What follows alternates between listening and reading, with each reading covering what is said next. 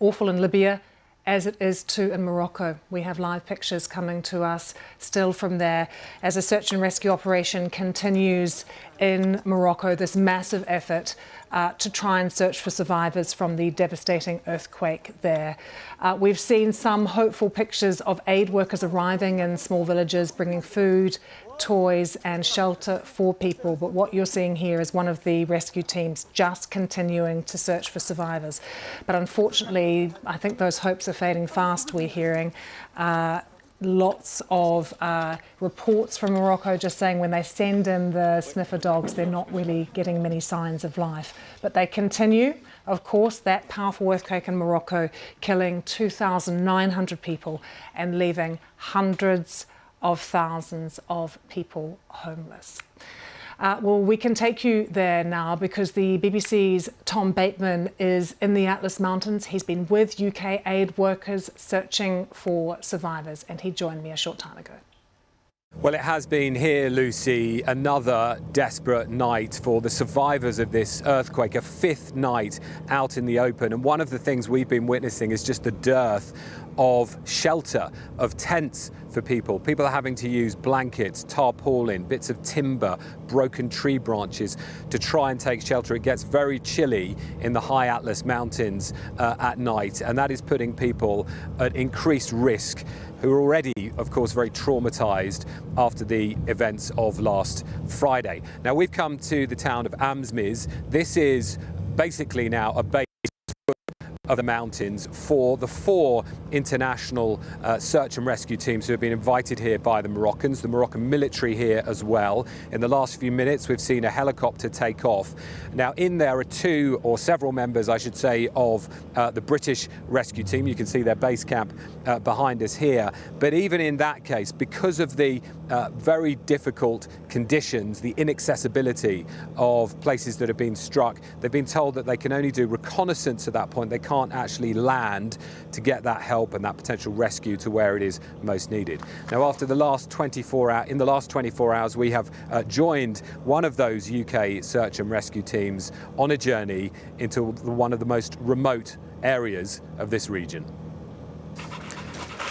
Good lad. Searching for the scent of life. Colin scours the ruins of one of Morocco's most devastated mountain villages. We've followed the UK's rescue team on a journey to the earthquake's epicenter. And this British crew here to search for survivors, though they are working against all odds. Yeah, unfortunately, Colin is an experienced dog. He was in Turkey earlier this year. He only goes on live scent. Unfortunately, there's been no indication, there's no interest, so unfortunately it doesn't look like there's any live casualties in this area. So now it's all about recovery. How do you cope with everything you know destroyed?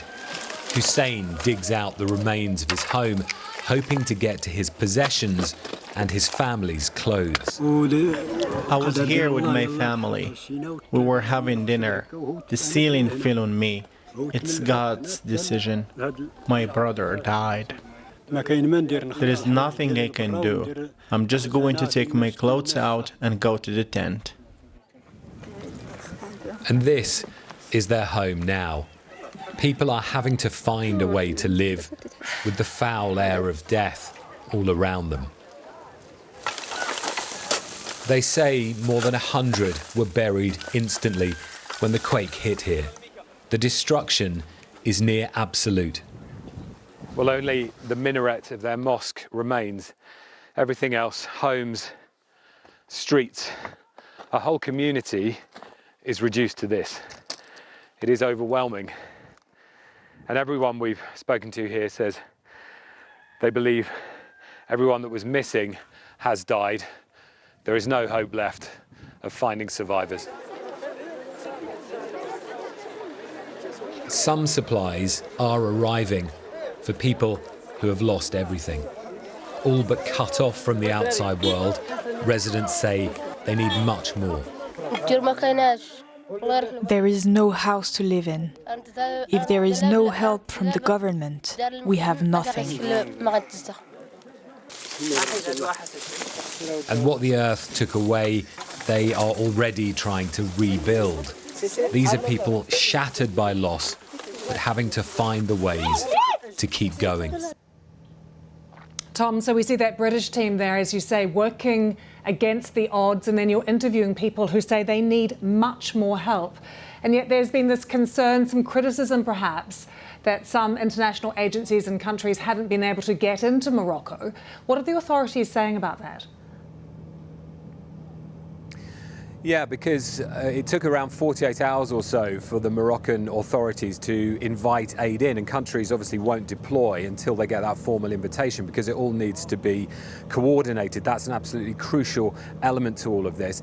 The Moroccan government itself has said that it is very much about that coordination as to why they've only invited those 4 countries in so far, saying they don't want to be overwhelmed and try to focus and target the response. But we've been hearing, up in the mountains repeatedly now complaints about a lack of official response, and particularly that issue about humanitarian aid. It's very much been volunteers, family, friends coming from Casablanca, from Marrakesh, and local charities and NGOs who have been helping people as far as we've seen. Now, there has been, I think, in the last 24 hours or so, a much more visible presence of the Moroccan armed forces, especially in some of those more remote regions. We were seeing that yesterday. So clearly things are getting off the ground, but it has felt painfully slow.